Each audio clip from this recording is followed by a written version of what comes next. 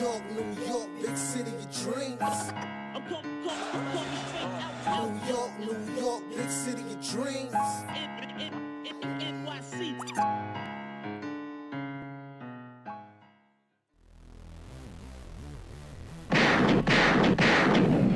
What's going on? This is Jay Ellis from the Knick of Time show, here giving you that Knicks talk just in the nick of time. And it's time to talk about a spanking, a massacre, a diabolical beatdown to the Indiana Pacers, because the Knicks smacked the Indiana Pacers 123-98.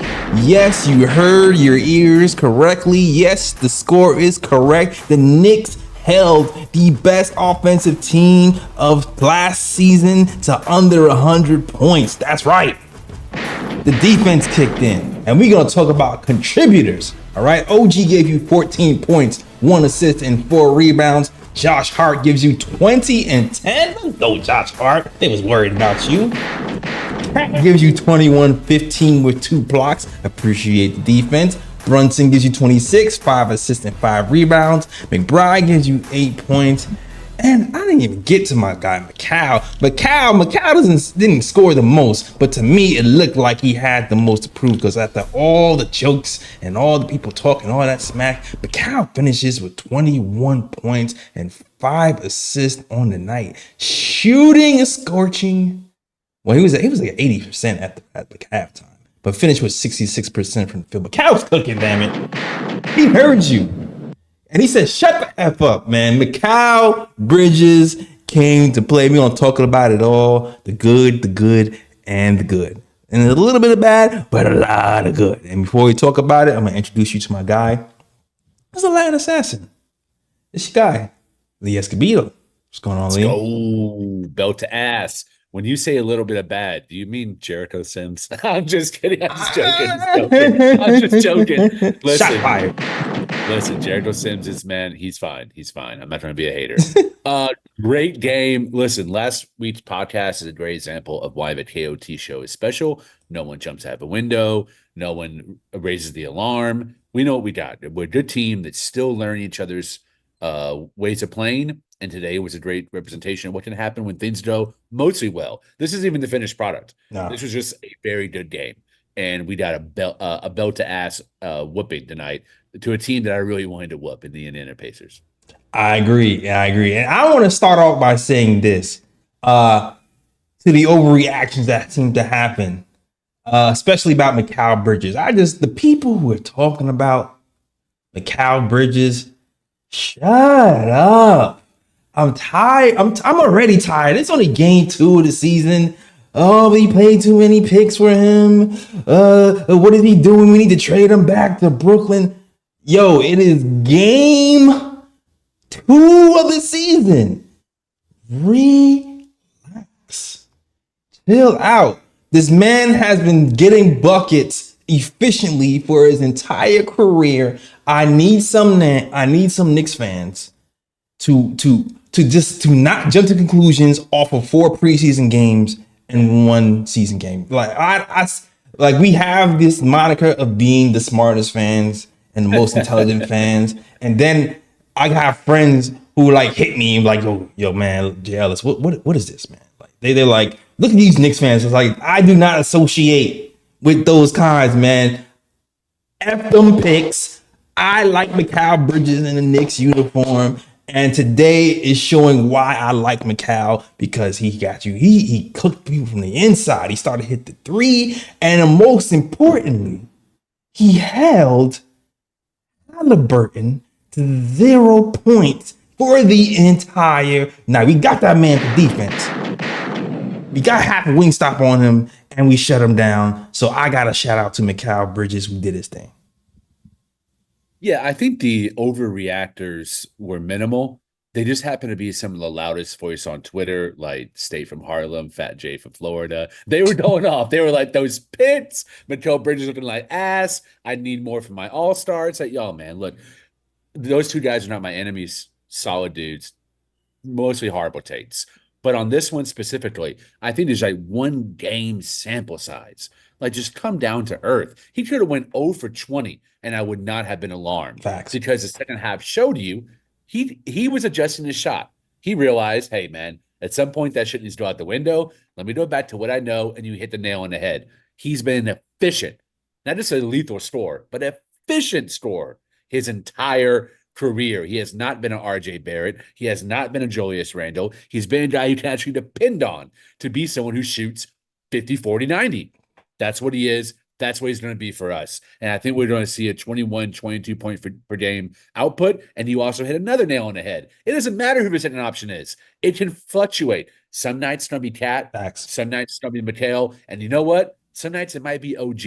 Maybe even Dyson Bride. So we did a nice rotation of second and third options that can fill in when needed. It really just depends on who's cooking. And I love seeing a team really try getting Mikal going with his hot hand and feeding him the ball in isolate in opportunities on offense. Yeah. You bringing Twitter conversations into YouTube, but yeah, we was having debates about who's the second option. I was getting killed on Twitter for even suggesting that Mikal could possibly be a second option. But listen, man, he did his thing in Brooklyn. You got to consider it, and he did his thing. He proved it today.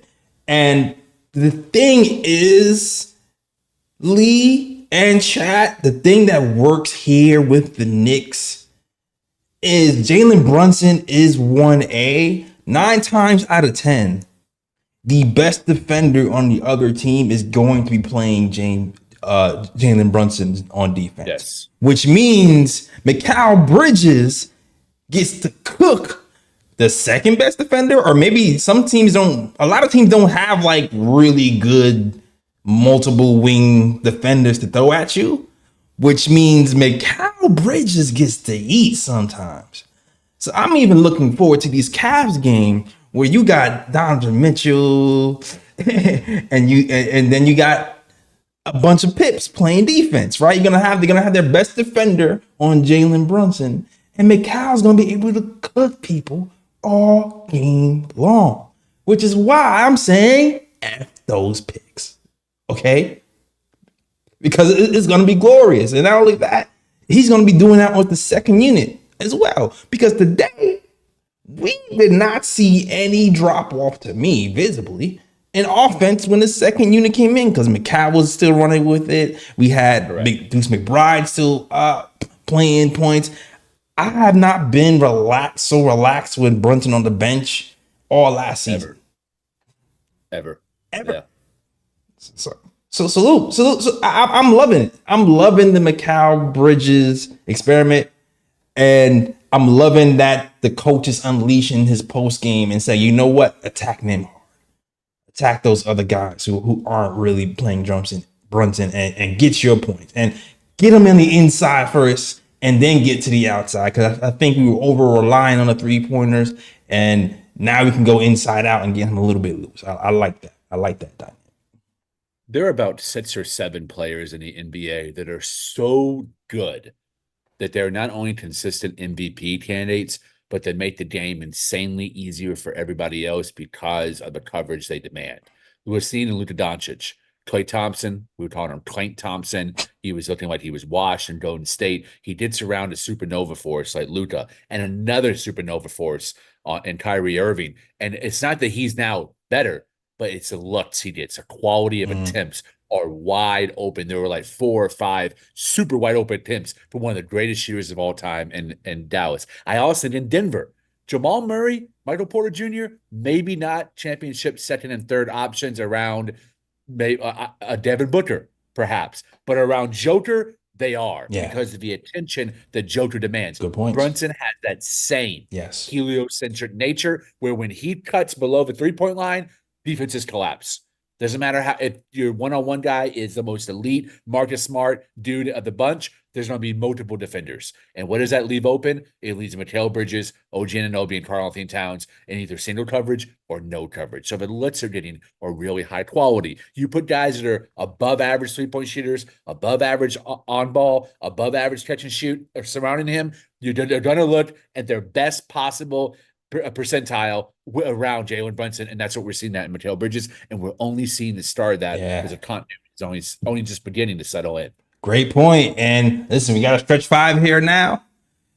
We got a stretch five here. We saw Cat hit a few threes above the break and give you a little shimmy. That opens up things for you too. Where exactly you saw I saw the shoulder leaning. I saw the shimmy.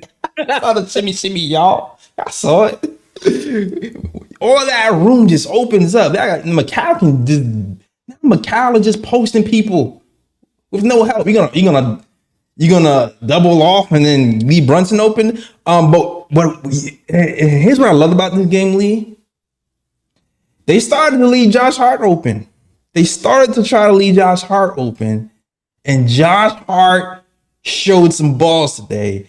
And even though he started off the game timid, he ended off the game aggressive, going to the hole, shooting threes, going after the ball with reckless abandon. He started to look like the Josh Hart of last season, and you just knew it was a matter of time. You just knew it was a matter of time before that Josh Hart woke up with this squad. Yeah, what's very scary about Josh Hart in the same positions that Reggie Bullock or Evan Fournier were in is when you close out real hard on them, those guys would really fumble or struggle to do anything with the ball once they get the coverage really close. Hart, one step, he's going to drive the hoop. He's going to draw a foul from his defender, or he's going to hit the rim, and he's one of the highest field goal percentage players at small forward and power forward and his size and height. He's unbelievable around the rim. His ability to do that makes you second guess whether you really want to play him loose on the three-point shots. Because if you do, you don't give him a downhill opportunity to get to the rim. So it puts teams into a conundrum. How do you guard us? Right. Yeah, Josh, on paper, that's the option you leave open and you live with. But he's starting to develop into not just a clutch three-point shooter, but he's a good three-point shooter in clutch moments. Yes. Which is even more important as well. So, okay, say you don't sag off him. What's your other options? OG Anunoby and Mikal Bridges. Exactly. 40% in the quarters. Karl-Anthony Towns can literally do anything. I mean, my guy looked like Patrick Ewing on some of those post-ups out there. My dad was at me. He's like, these are shades of Ewing. Soft, nice, finesse touch, nice back to the basket game, fronting game. Man, we got a solid team. Again, for the last time, it's only beginning to start fitting together. The future's bright. Yeah, I thoroughly enjoyed the extra spacing that Cat provided, shooting the threes, but the post-up game, the patience to have the post-up game, start off the post on one shoulder, turn onto the other, and fading, even if you couldn't make it. Just the ability to draw fouls. Offensively, I felt like Cat was really, really, really good. I feel like the thing is, he still could have been better. To me, he still could have been better, and I felt like he was pretty good today. The only thing is I need him to work on his pick and roll defense. I'm hoping Tibbs gets to him more often. I started to see him a bit of a difference from the first quarter to the second and third. I felt like the defense got a little better from him as time moved along. But he gets caught up in this no man's land space on where he's not guarding anybody. And that's exactly how Mikal got into foul trouble. Because Mikal got into foul trouble trying to guard, I think was it Miles Turner going to the hole, and that was supposed to be Cat's responsibility. And granted, Mikal to me still looked like he got a clean block, but the optics of a short guy blocking a big makes referees just blow the whistle. Just sure. But at the end of the day, though, Cat still had 2 blocks. I did really like his help side defense was pretty good. Like he was able to get his block helping, but I just need him to clean up the in between defensive stances on pick and rolls where he's guarding somebody and not just dropping to no man. I do want to comment on that. I think we got very unlucky in who we had to play first during this period where Cat is trying to acclimate himself offensively and defensively in a system where Tibbs is going to prioritize drop coverage. We played the best mid-range team in the NBA in Boston. All 5 of those guys, including Horford, can either pull up from mid-range, catch in mid-range and shoot, or catch and create off a dribble. That's really scary. Derek White, Tatum and Brown, 2 of the best in the business. Tatum might be top 3 operating in the mid-range, making a decision and playmaking in the mid-range. Then we go against a team like the Pacers, who are not strong in that capacity. They live beyond the three-point line and attacking the basket. They have very little mid-range action. Bennett Mathurin is really the only one who can give you a little bit some of that, and maybe some push shots from Siakam, but he wasn't doing that this game. We really neutralized him with OG playing him straight up. So my point is, not many teams in NBA are operating that mid-range. So if there's going to be something we're going to struggle in, at least it's that. Because if it ends up being a center or a lob to a center, I trust Cat being able to defend that. And if they push it back out to the three-point line, I actually trust him to be able to come out and recover on that better than having a guard somewhere in the mid-range straight up, because there's not that much talent. That's just not the way the game's played anymore. So if there's one silver line to that, it's that. Yeah, like, you know, I like his activity when he's recovering to the three-point line. I just need him to be like his hands. You see how like Mitch's hands just be out, and then he'll just get a steal just because his hands is out. Cat's hands don't be out or active. Like, even if you watch your boy Ariel, like your boy Ariel gets in the game and it's noticeable. He's shuffling his feet, his hands are active. Like, you really see him. And granted, it's a very small sample size. He's probably trying to get the coach's attention, but I feel like that's the things that the details, like the small basic details on defense that he has to kind of get at. And hopefully Tibbs is, I mean, he's in the right place. Tibbs is going to hammer the basics for you. So he's in the right place to get it done. Brian. So like I said, I feel like his defense got better as the game went on. Like, I don't know if it's a Tibbs thing or a him thing, because I actually started seeing him coming up to the 3-point line instead of dropping back. I don't know if that was a Tibbs thing or if Cat just was just started to rev it up. I felt like he was more alert after the first quarter, but that's pretty much it, really. And then Sims started off a little bit shaky in the first quarter as well. But like, there really wasn't much to criticize, man. There really wasn't. Knicks did anything. They killed him. They destroyed him.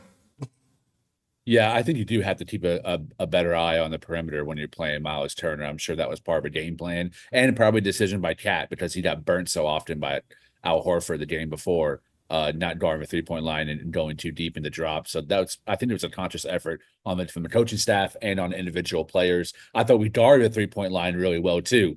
Even if someone got lost on a switch, they were trying to come up behind them. Yeah, the rear end contest. Yeah. Pause. Yeah, from the back of the 3-point line. I just love seeing the activity, even if it doesn't always lead to a complete stopping them on a possession. I just love they weren't giving up on possessions. And there were some times against Boston after three, bombing, they just kind of gave up and started ball watching. So love the bounce back. You and I both know Tibbs was chewing their ass out. Oh yeah, those 3 days.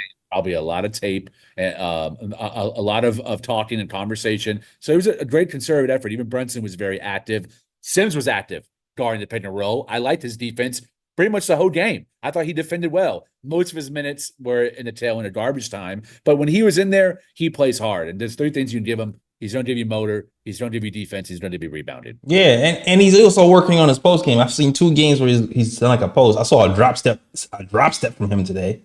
I was like, oh, Sims working on drop steps. Okay, Sims drop step and a dunk.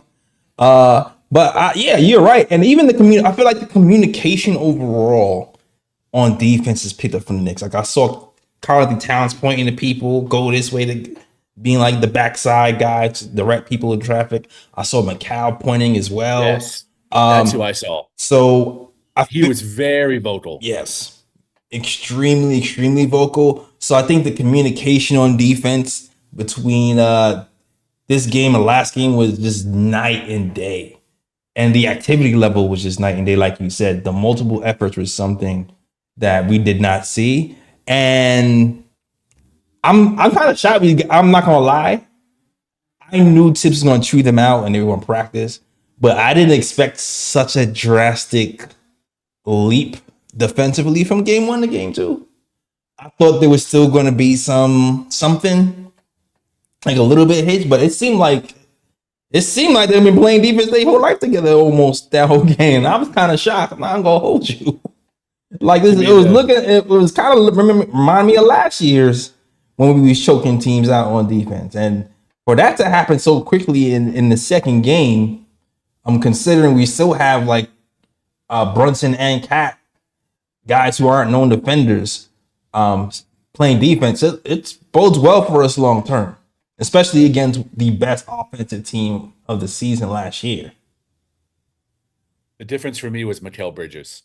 OG was the only one whose defense I really appreciate in game one against Boston. And it wasn't so much on ball, it's more playing passing lanes and taking the right kind of gambles on defense, even though you can't, when you're bombing that many threes on that many attempts, there's not much you can do. But I was impressed by Mikal Bridges this game, really concentrating on ball defense. We saw last year in Dallas game where OG really struggled to stop Kyrie Irving. Those smaller, quicker guards with really nice handles, those are his kryptonite. And tonight, even though Haliburton's not small, he has really good court awareness and a really tight handle. So Mikal Bridges, it was his turn to shut him down, and damn it, he did. Yeah. He took care of Haliburton, and OG took care of Siakam, and that's a great example of how we're going to be able to defend these ones and twos, these dynamic duos, where both of them can kill you. If only one of them goes off, we can stop both of them. And that, to me, I was like, oh, damn. The possibilities are really endless. It don't matter who the other three guys are. It could be Shamet, it could be Deuce, it could be even Sims, Brunson. Those two guys are the front line defense. It allows Cat to have to not worry so much about being the last line defense and just be able to play help side defense. Yeah, and then you add Josh Hart, who just like, you know what? Whatever you guys miss, I'm just going to plug in the holes. Oh, wait, y'all missed the rotation. I'm going to get that rotation. Oh, wait, y'all deflected the ball. I'm going to run and get the ball. Oh, you need that one extra effort possession. I'm going to hit the ball for somebody so it goes out of bounds. We get the ball back. It's coming together, man. That's 2 games in. It's like, wow. Okay, Leon Rose. Okay, worldwide. Y'all got the plan. What is it? What movie is coming together? That's The Incredibles, right? Yeah, I watch too much. I watch too much cartoons. All right. But yeah, great game. I don't know if anything else. I feel like we just talked about everything. But shout out to the chat though. Yo, chat. If I put the Zoom link in the chat, does anybody want to come up here and talk? It is kind of technically Fan Fridays. Yeah, come on in. Come hang out with us. Yeah. I want to see. I did not see. This is what happened. I did not prep nobody or nothing. But I'm gonna put a link in the chat for anyone who wants to join the conversation and give their 2 cents. So let me do that right now. Yep. I got a question for you, Jay. What's up? It's a way too early question. Do you think championship? Do you think Hot Tua Porty? Do you think he can take Sims's minutes as the backup center because he brings a different level of awareness? I think it's possible. I definitely don't think it's out of the question. His awareness seems to be beyond his years, and that maybe it's because he played overseas a little bit, so he might be a little bit ahead of the curve as far as his awareness. But he's extremely active on defense. He seems to get like he seems to rotate very well. He doesn't seem to go for a lot of pump fakes really. The double block between him and Dottie, it was nice to see. He just seems like he has a natural feel. So it wouldn't surprise me. It wouldn't surprise me, especially because Sims gets hurt a lot. I don't wish anything on anybody. I don't wish bad luck on anybody, but Sims gets hurt a lot. So I feel like if Sims stubs a toe, it could be messed up for him. It can be messed up for him because I can see, because that's, if you're looking at how a lot of our Knicks got into the rotation, it's been someone got hurt. Yep. Someone plugs in because they got hurt, and it's like, oh, now wait a minute. He's doing his thing. And now he's taking the next step, and now he's vital to the rotation, and now he's getting overpaid and going to OKC. So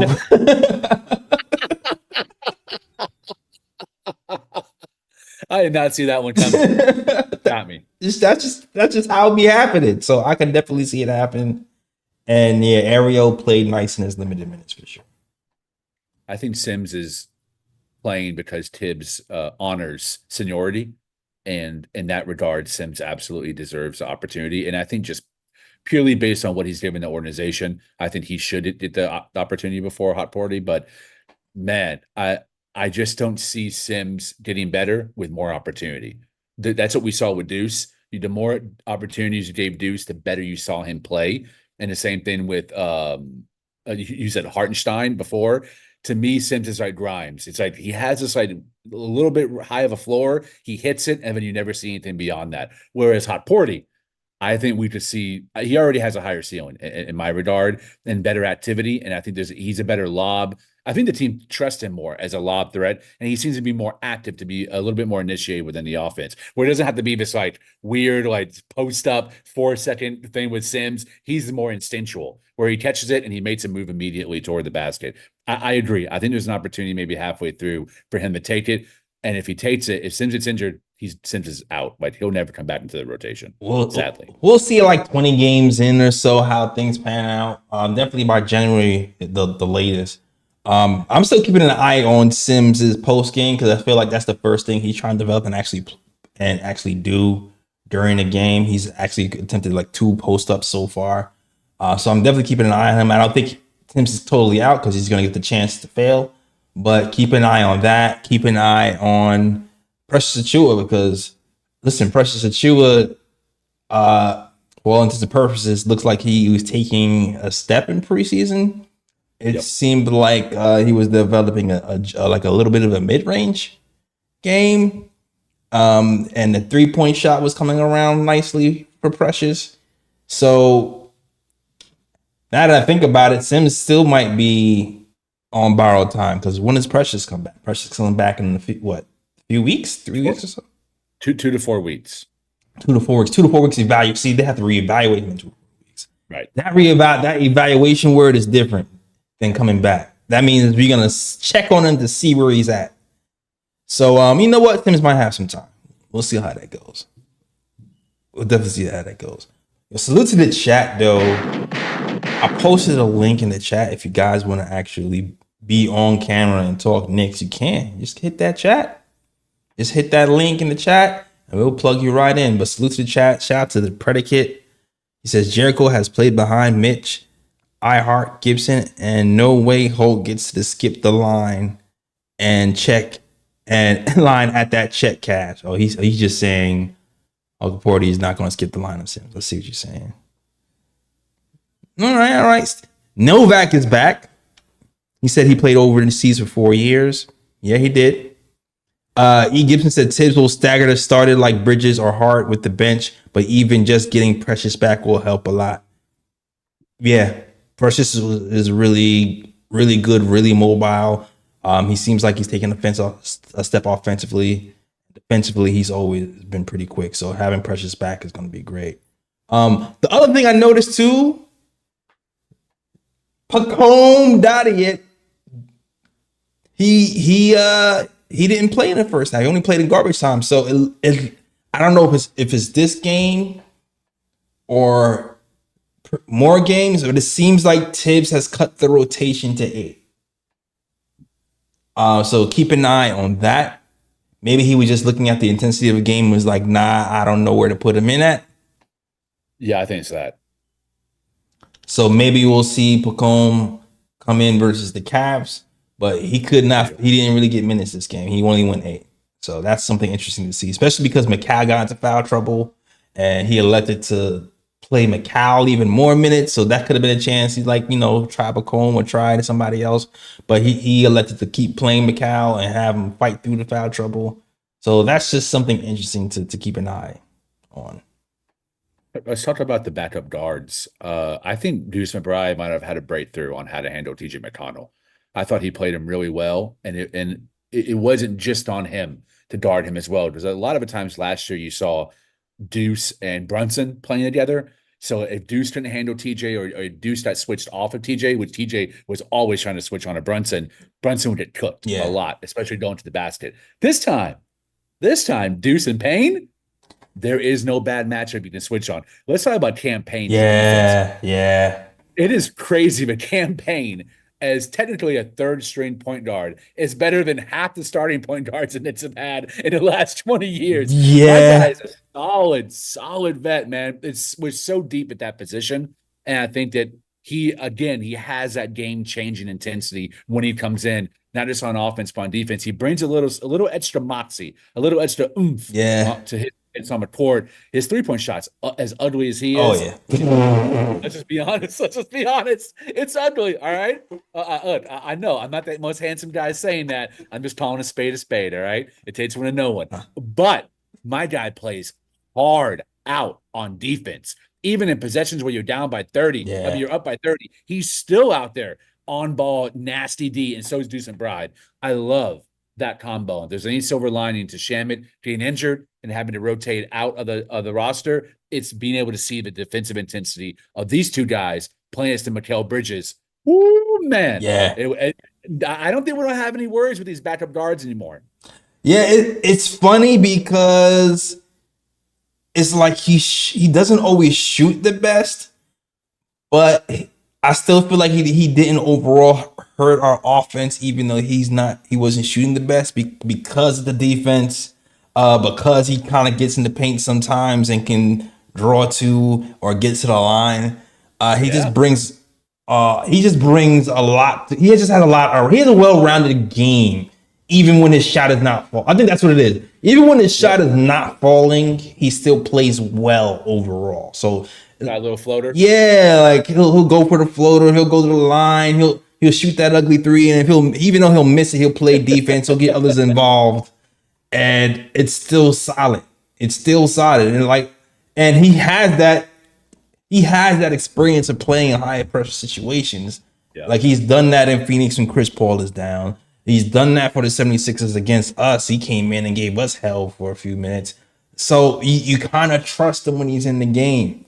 So yeah, I like our guard rotation. And even when he frustrates me and he's chucking threes a little bit, I'm just like, what the hell is that? But I mean, listen, I still like him, man. I still like him. He still fits in well.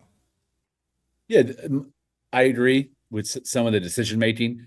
We said before the pod, he can be a little like Dollar Tree J.R. Smith sometimes. Yeah, with the shot selection. But what I will give him is he doesn't necessarily do that when the game is tight. He does it when there's some relief. Right. Either we're down by a lot and he kind of starts going into his own game, playing by himself, or we're up by a lot and we can afford to take some risky gambles maybe from the 3-point line. So he plays within himself when it's close and when we need it to be close.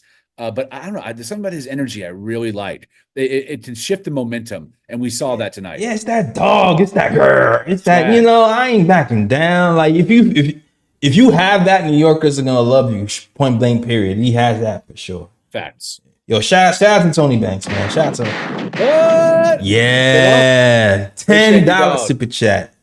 Says great win, guys. Shout out to Tony Banks.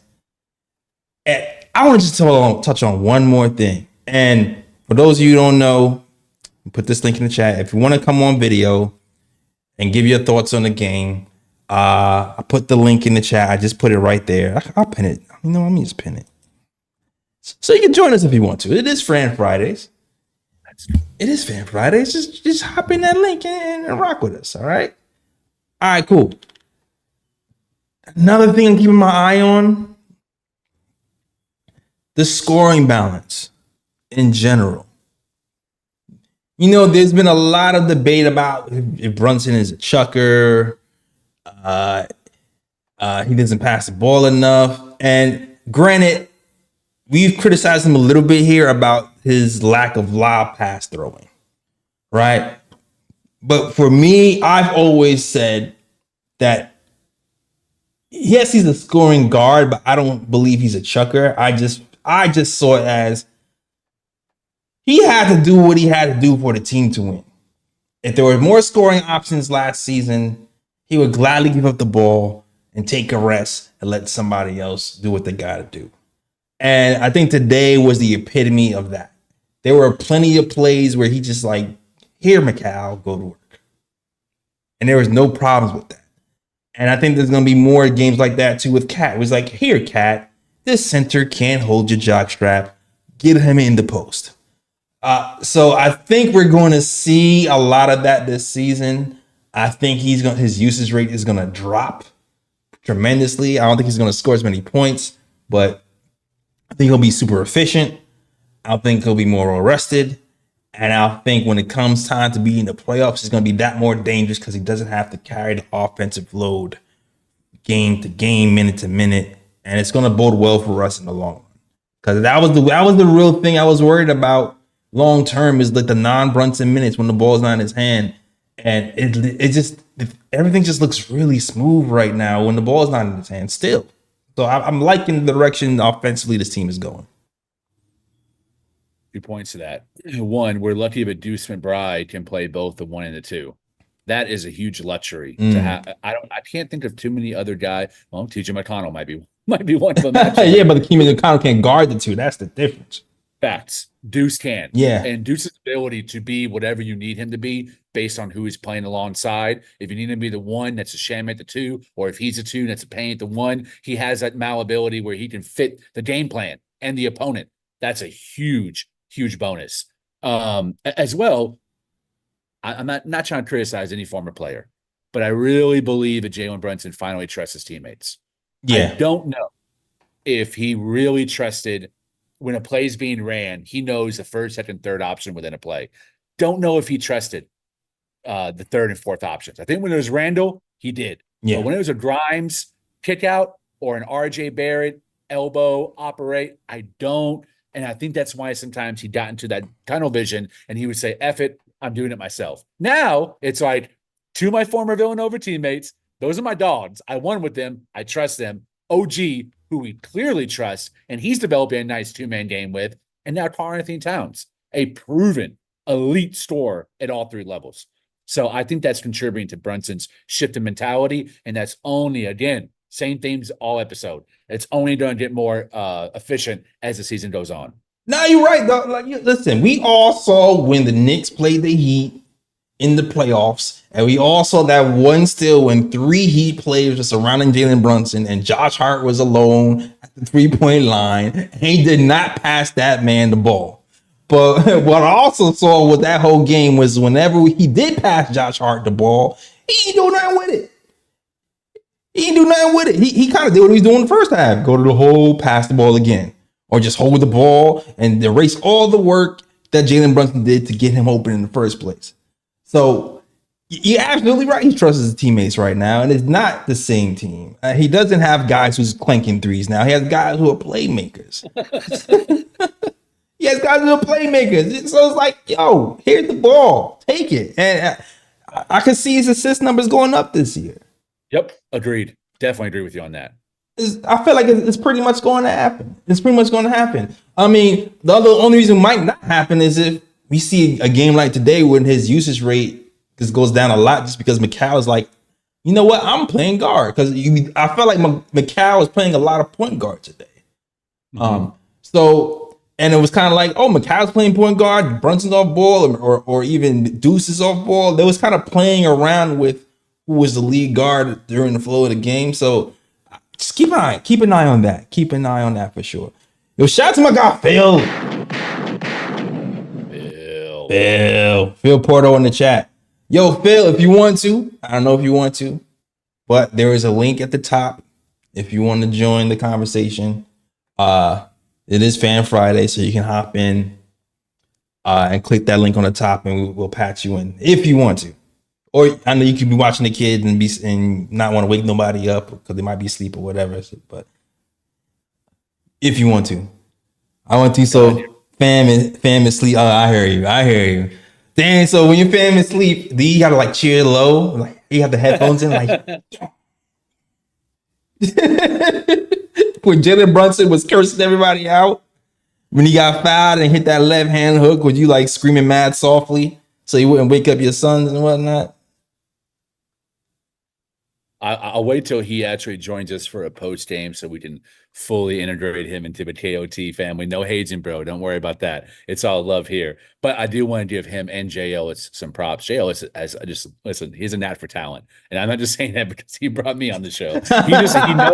He knows when guys fit. He knows what they bring to the team. He looks for diverse skill sets. He looks for original opinions. He looks for differing opinions. Man, Phil is a great addition to the KOT family, as well as our man Fritz getting a bigger role with the team and being a producer. Those are two great additions. I'm very happy. Appreciate you, Jay. Thanks for bringing him on board. That was that was no brainer. That was like easy. Oh, does Phil want to come to? Yes. Well, you didn't finish. You didn't let me finish. I don't even have to finish. Yes. Let's go. Yeah, good job on the show. Check out Knicks Nightcap. It's gonna be airing on Thursday nights, featuring Phil and Eru and those guys. They do a good job talking Knicks basketball. All right. Next week, you might see some KOT surprises pop up on the show. You never know. Oh, you never know. You never know. I kind of popped up last night during the show. Let's go. Yeah, kind of. Oh, I already told them they were talking hella smack about Mitch yesterday. I held it down, Ebony. I held it down. They were like, "Dang, you gotta get us kicked off the show night one." I was like, "Ooh, I'm telling Ebony, ooh." As soon as everybody got tight, they got tight. Their butts clenched. I was scared. Whenever I mentioned Ebony's name, everybody got scared. That's hilarious. I told him he's gonna have a battle royale one day. He's gonna have Knicks Nightcap at KOT. Talking about that's a great idea. Talking about Mitchell Robinson. Just Mitchell. Listen. What I hard on, I'm all in on Mitch, man. There's absolutely no way we can trade him. Just look at it. I mean, we're starting to come around a little bit on the rebounding. Very impressed with Cat's rebounding numbers, which we've got to touch on. Really strong rebounding game tonight. Him combined with, I think Sims had 2, Hukportil had 1 at that center position. Decent altogether game. I think maybe we had 17 or 18 from the center position. Mitch in there, that's another 8, 9 minimum. So not just that, but his rim protection. I really liked the eventuality of Cat sitting and Mitch coming in surrounded by shooters and defenders being able to guard the paint. You know what it is? You know what's funny? They were you know who I looked at one day? I was looking at Kevin Love back in, because you guys know Kevin Love. Kevin Love. Why I looked at Kevin Love back in the day, because Kevin Love was a 3-point sniper, but he was also a guy who would give you 20 points and 20 rebounds in his heyday. Like, he was a beast. He did to us. Yeah, he did to us plenty of times. And I used to watch him because I'm like, yo, he's never at the basket. How does he get all these rebounds, yet he shoots all these threes?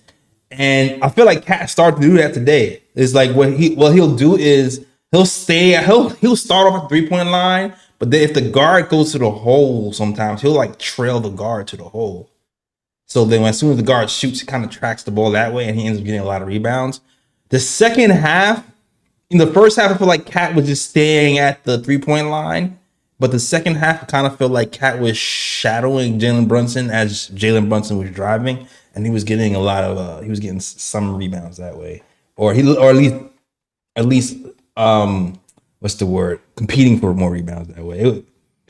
It also looked like maybe I remember hearing Dennis Rodman say that he knew how all of his teammates how their misses looked, where the ball went when they would miss from perimeter shots. That's interesting. It felt like Cat trying to maybe figure out where Josh Hart's misses go, because he got 2 offensive rebounds off of a Josh Hart clank from 3. And I was like, have you been watching Josh Hart? Like horrible X-ray tape? Damn. Damn, you were right there where you need to be. Yeah, man, we need that. We gonna need that. If you're gonna be playing the 5, you gotta have that. You gotta have that rebounding. And Tibbs is gonna make sure he brings them back to his Timberwolves days when Tibbs was coaching, when he was actually grabbing the boards and playing that 5, not the 4. All NBA. Yeah, all NBA. But like I said,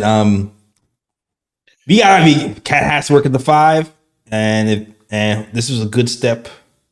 At least today was a good step of having Cat at the 5 long term, because if you can hold your team to under 100 points with your center, who's not supposed to be a defensive center, playing the 5, it's a good sign. It's a good sign, especially if the team is the highest scoring team in the NBA last season. So yeah, good first step. Good first step. We'll see what happens next game. All right. Especially with the more physical sensors. Man, him versus Embiid. I'm still wondering how that's gonna go, man. Woof. I'm kind of nervous about that. Embiid plays. Huh? That's if Embiid plays. Well, yeah, that's if Embiid plays. Yeah, Pacers are the biggest threat to us on paper. Yep. Outside the Celtics, but that's another story. That is another story. A salute to the chat, though. Shout out to Gregory Lee. Shout out to Stanley Nowak. Shout out to my guy Phil Porto. Hell yeah. Shout out to Glamour Knicks. Shout out to Sherwin too. Here goes Sherwin. Yo, Sherwin, I love Sherwin. You do. Brunson needs to pass the ball. I don't understand that critique at all. I feel like there was a lot of possessions with Brunson didn't even have the ball in his hands. That's crazy. You know how Sherwin is. Yeah, I guess so. I guess so. I want to give a shout out to my main man, day one, John Baines. We met at the Knicks season opener 2019-2020 season and down in San Antonio. Got a whole bunch of autographs from Kevin Knox, Bobby Portis. A bunch of autographs that don't mean nothing now. Right. Harry autograph and Steve Miller's autograph, which might have been first. I haven't about it. But yeah, that's day one. Shout out John Baines. Shout out to John Baines, man. KLT moderator. All right, yo. All right. I like. Yeah, Phil, yo, check him, Porto. Check him. Oh, wait, my bad. You know, I gotta make Phil a moderator. That's on me. Oh yeah, for sure. Also, we just made a new KOT group chat through my boy Phil and Fritz in there for the memes and jokes and roasts. Should be a fun time. There you go. Cool. All right. Now it's time. Wait. Do you have any bro picks today? I got a new pick. Yeah, who pick? All right, let's go. Man, I've been watching a lot of hoops, watched a lot of games yesterday. And I was really struck by Dyson Daniels, man. My boy Dyson Daniels. I think the Hawks won that DeJounte Murray trade, not because DeJounte Murray fractured his hand and is going to be out for an extended period of time, but Dyson Daniels might be the perfect complement fit next to Trey. Trey just refuses to go off ball, and so does DeJounte Murray. So that never worked. Unlike when Brunson and Luka were in Dallas, they could go back and forth on and off ball. But Dyson Daniels don't need the ball. He's like, let me go out there and play the best damn defense you ever seen in your life on the perimeter. Let me play all the passing lanes, dive for loose balls, and also be a real threat downhill. I think he's going to have a breakout season. He might end up even being a candidate for most improved, even though I think there will be some guys that will boost their scoring averages, and it's usually done by scoring. And his teammate Jalen Johnson is actually my pick. I put a Vegas line bet for him to win it. But I like Dyson Daniels a lot, man. I watched the Hawks, and I was like, this is the most functional their offense has looked. They've now moved Capella to the bench. Okongwu is now their starting center. That's a team I think to give us some fits if we saw them in the regular season or in the playoffs. We're not going to lose to them, but they're improved in my opinion. Yo, Dyson is a dude. Dyson is one of those, you know, when you have a lot of talented wings, and the Pelicans had a lot of talented wings when Dyson was there, you kind of get lost in the shuffle. So you not having any playing time is not really about your lack of talent. It's just sometimes it's just who's in front of you. So when I heard Dyson was going to the Hawks, I was just like, oh, he's about to pop, because I remember we was doing a show. Was you Lee? I don't know if Lee was on yet. I remember we was doing a show when he was being drafted, and yeah, I was. Was you? Yeah, you was. That was the first year, right? Yeah, that was your first year. Yeah, and Dyson came up, and he was an intriguing prospect. I think he was like top 8 or something like, or we were thinking about in that range. And he was like, oh, he could be a point guard, but he has to work on his shooting. But he's agile, and so yeah, I'm not surprised. I'm definitely not surprised. That was pre-Brunson. All of us were kind of like, wouldn't mind if the Knicks end up getting him. Yeah, exactly. If they end up trading up or something. But yeah, man, I think he's got a lot of game. He's multi-positional. He can do whatever you need him to do. And Nets and Trae Young, that's a dynamic duo. Trae shoots, he defends. It's working so far. They're really competitive. Still ain't gonna work on us. Still ain't gonna work on us. Hell no. Yeah, that's my OOP pick. Just want to give a shout out to a young baller in a different team, a new situation, playing very well. Yeah. I have a Bruhh pick. Shout out to Phil Porto and then Shoutout Nightcat because they kind of mentioned this yesterday. My Bruhh pick goes to Shaquille Oneal. Bruh. Shaq the fool. Yeah, man. Shaquille O'Neal seems to be the forever hater for the New York Knicks. It's funny. Bill mentioned this yesterday. I was like, yo, Bill be in my head sometimes. Yeah, it's like I wonder if it's. He'd be like, I wonder if it's because from Jersey. In my mind, I'm like, I feel like it is because he's from Jersey. And it's funny because there's people who in Jersey who just love the Knicks because of proximity. But then I feel like there's certain Jersey people who were like, New York is getting too much sign and they're right next to us, so we want to downplay them. And I kind of almost feel like that's the side that Shaq is on. Like he's like, we trying to be bigger than New York, so screw New York. I kind of feel like that's how he thinks. So he just be hating on us. He just be hating us for no reason. And and sometimes too, what he also does is he's extra critical on big men in general. Like he'll over critique any center in the league sometimes. And he'll say he's doing it for motivation. Is he really doing it for motivation? I don't know, but that seems to be his pattern. So yeah, I'm giving my brother to Shaq. Bruh. Great one. For acting like we were dumb because we lost one game of the season. You're acting like an emotional, overreactive Knicks fans. Like this is one game, bro. It's one game. It's crazy when Reggie Miller has good things to say about the Knicks and Shaq does it. I guess it's not crazy that Shaq does it. It's just crazy that Reggie Miller has something good to say about it. That's just crazy to me. That's just weird. Oh, I got one more OOP pick. I actually want to give Mikal Bridges is going to be my OOP pick. I want to give him a shout out because he's really the first efficient two guard of my fandom. Like the last 20 years, I kind of started watching when Allen Houston was perennially injured. So I never got to see him in his prime. Dante was efficient. Yeah, I don't know if it's enough of a sample. I'm not saying that even though 2 games is enough of a sample size, but I'm just predicting what he can be based on what he had been with the two other teams he's played for. Like Jamal Crawford, who else has played the two? J.R. Smith, Shump, RJ, Quickly, all very inefficient guards. I really think if Bridges sticks to his original form, I mean, the numbers tonight, 8 of 12, 2 of 3 from 3. Man, if he give us efficient shooting next to Brunson, I really don't know how you guard us. I said it in preseason. I don't know how you guard us on defense. If he's giving you efficiency, not 30 points, just efficient 15 or an efficient 18 or even efficient 12. If it's 4 threes and he hits all 4 of them, that makes us really dangerous on the offensive side of the ball. He's my OOP pick. I'm really happy we picked him up. I'm feeling good about the pickup. And man, two-way play. The guy's a dog. Nah, I agree. Mikal Bridges is phenomenal. I'm just happy that we have a guy that we can just throw the ball to sometimes and just say, hey, Brunson, just take 4 plays off. That's it. Just take 4 plays off. He has the matchup rate he wants. Like, I feel like the Cavs are in trouble. The Cavs are in trouble. Like, they got that double mini lineup where we just going to be picking on Garland all day. Like, the Cavs are in trouble, man. Cavs are in trouble. So, yeah, I'm feeling Mikal, man. F them picks.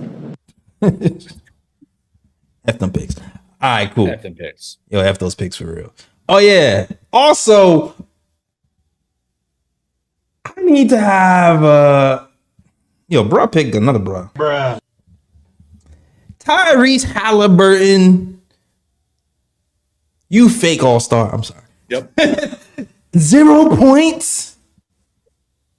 Finishing the game with 0 points, and you're supposed to lead the leader of the game, the lead point guard for that game. Finishing the game with 0 points. It's embarrassing, man. Like he's supposed to be the savior. He's supposed to be that guy. He's supposed to be the all-star. You're supposed to have that chip on your shoulder. You was mean mugging Wally. Mean mugging Wally last season when you beat us when we had like three healthy players. I can't I just need him to keep that same energy.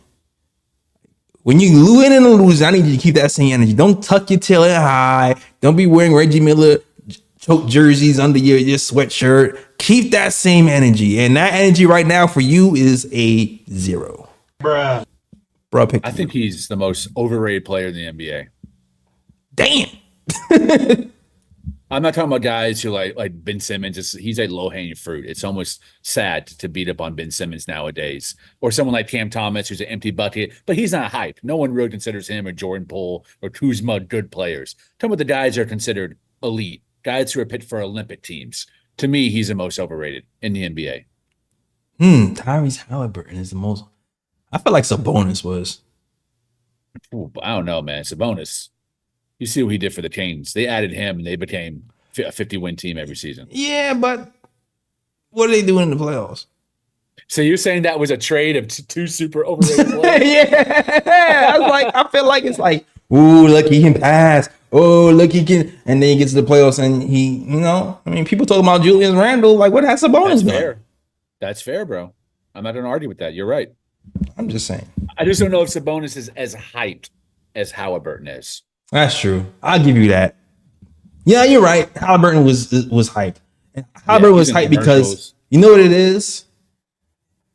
It's I feel the NBA treats NBA players like women treat men on Pop the Balloon. They're like, is he over 6'2"? I like him. I feel like it's only because Haliburton is tall. They're like, oh, he's young and he's tall. He has potential. And then they look at Jalen Brunson and they're just like, boop.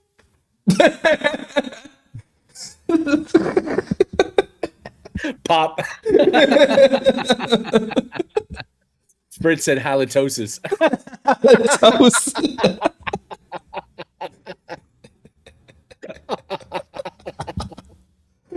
Oh man, I'm going crazy for Fritz. Love it. Oh man, yo, halitosis is a great nickname. All right, we gotta keep that one in the tuck.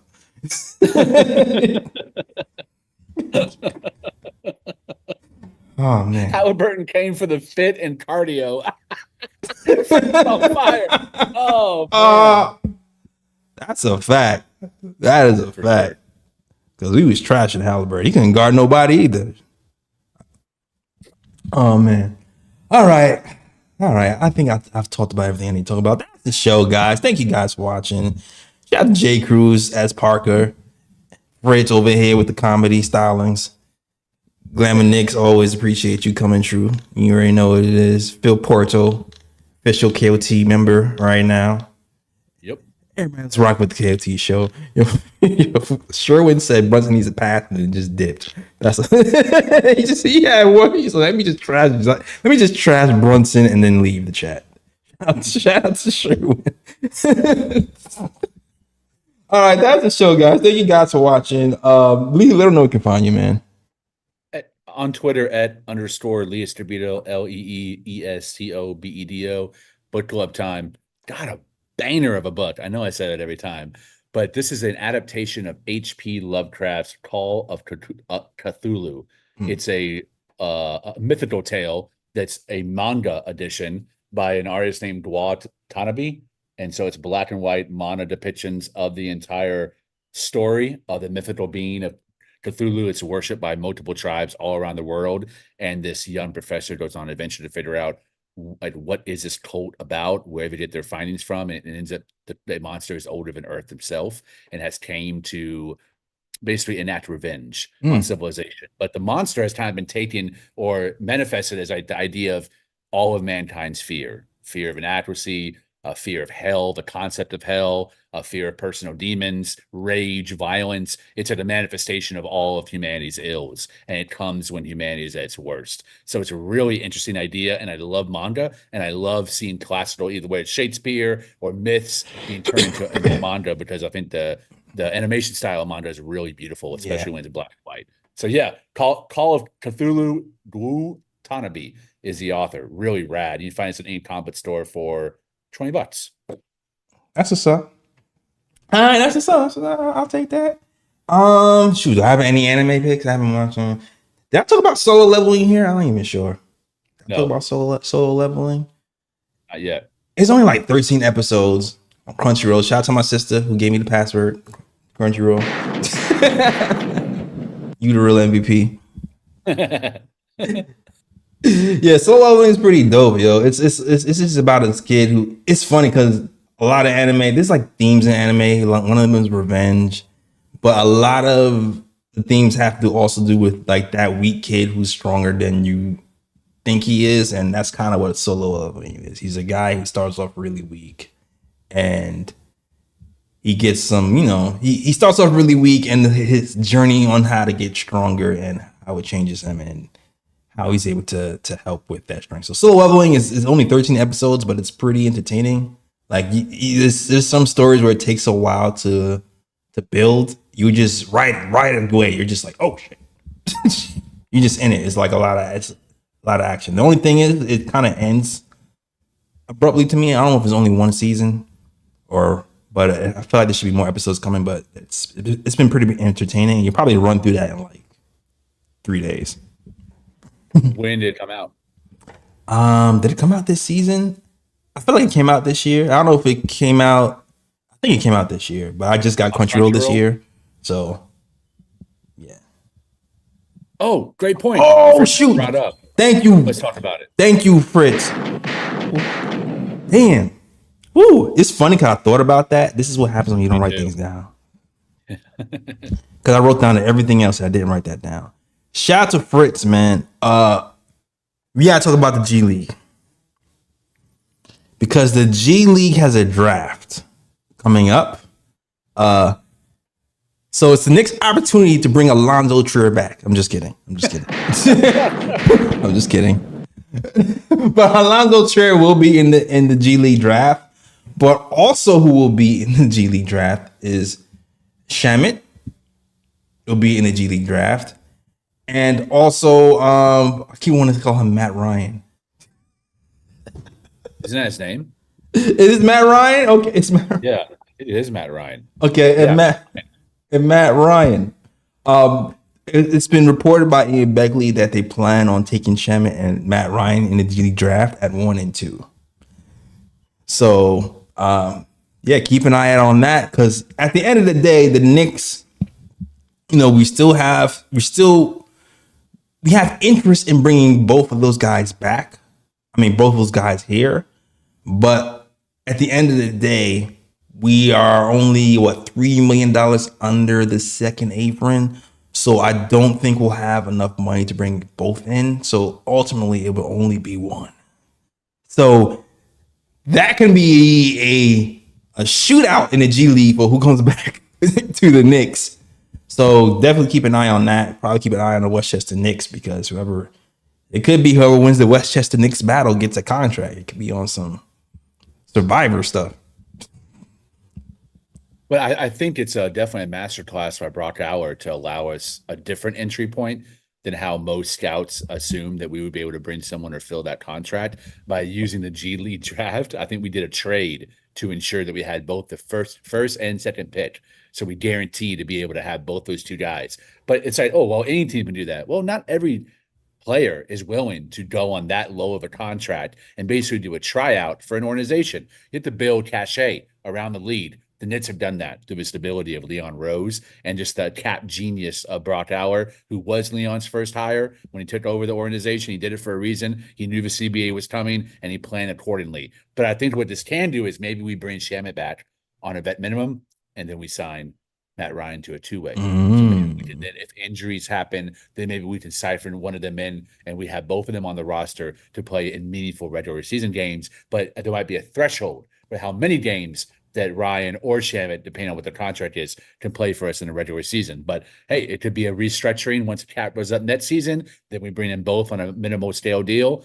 Listen, Brock Howard's cooking, man. Yeah, man. Just let him have the sauce and just let him go to work because my man knows exactly what he's doing. He's a genius. Yeah, he definitely does. Yeah, you can definitely see some contract gymnastics happening because right now we have 12 players in the contract and you're supposed to have 14. I think you can only have under 14 for a period like 2 weeks or so. Yeah. So look out for Ariel Hukportil being converted into a actual contract off a two-way deal into a rookie deal, and then at some point bring one of those guys up. So there's gonna be a lot of contract gymnastics happening. And I'm not a contract guy, but it's a lot to keep up with. But it is. It's still shout out to those guys. Everybody in the front office because we barely got Cap here under the second apron, and they really did some moving and shaking to get Cat here under that second apron for sure. Masterclass.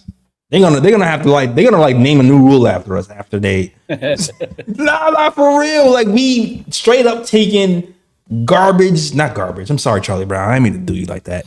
We're taking end of the bench guys, giving them pay raises so that we can sign them and trade them and bring in and match salaries. Like that's genius.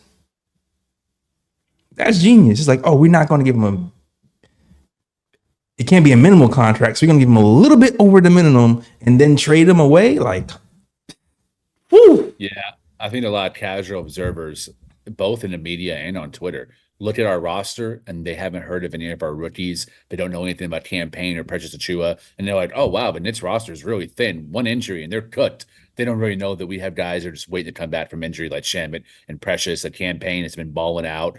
That Shamit was really good when he was here, but Dyson Bride's taking a huge step. He's a starter level player now. And we got 3 rookies that can contribute meaningful minutes in the NBA game. So in reality, we are very well set up for the future. Yeah, man. Put some respect on Deuce's name. Put some respect on Deuce's name. Most improved player. Most improved player. Most improved player, damn it. Most improved player. Has he missed this year? I think he might be shooting like 98% this season. He's ridiculous right now. Deuce is ridiculous, dog. He's in people's eye too, hitting the shots. In people's eye. Yeah. Crazy. Especially with 3. His 3-point shots have been unbelievable. Like Brunson-esque level of difficulty. Yeah, people draped all over him like a cheap Clyde suit. But it's great. Not that Clyde suits are cheap, but imitation Clyde. There you go. All right. Shout out to Clyde. Dollar store Clyde. All right. Thank you for that, Fritz. Big Nick Energy came in, said, great stream, fellas. Appreciate that. Big Nick Energy. Yo, wait a minute. Somebody said something about, hold on. I peeped that as Parker judging me. Talk about Jay Ellis got the password from the sis, bruh. Hey, listen, sir. No judgment. It's a barter system. She got my Hulu password, right? My Hulu. All right. The least she can do is give me the Crunchyroll. She got the Hulu.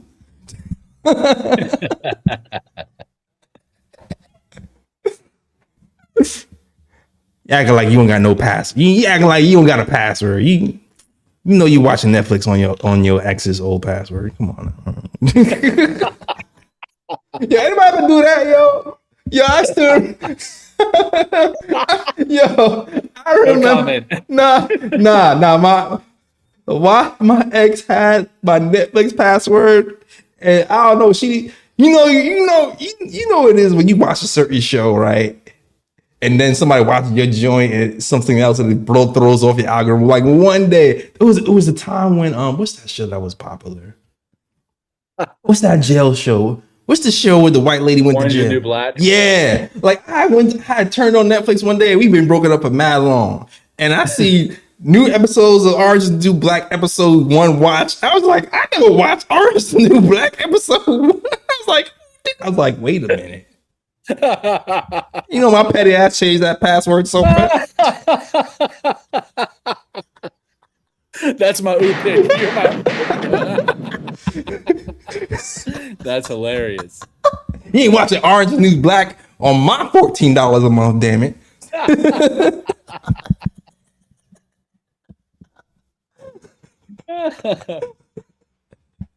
Oh God. Oh, Okay. man. I need to change my password. That reminds me. All right. All right. I'm done. All right. That's the show. Yeah, bro picked tomorrow. Bruh. Bro picked. I'm trying to watch. Think I wouldn't notice. All right. That's the show. Thank you guys for watching. Where they can find you? They did that already, right? Yeah. We're You good. did that, all right. You can find me at the KOT Show, or find us at the KOT Show on Twitter, the Knick of Time Show on Instagram, and the Knicks of Time Show on Facebook as well. Oh yeah, and of course. Thank you, Fritz. I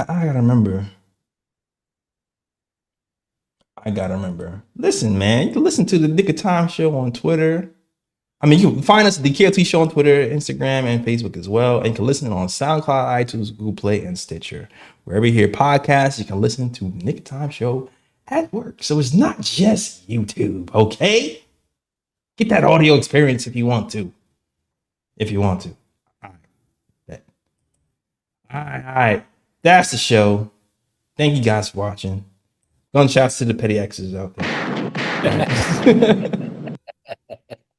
If you're enjoying that show, hit that like, subscribe. We'll be here talking about Knicks basketball when we play the Cavs, and we'll be getting that W2. All right, so that's the show. And as always, shout out the worldwide west. Everywhere we go, we leave a worldwide mess. it's a mess out here in these Knicks YouTube streets. That's the show. We out of here. Peace. New York, big city of dreams. New York, big city of dreams.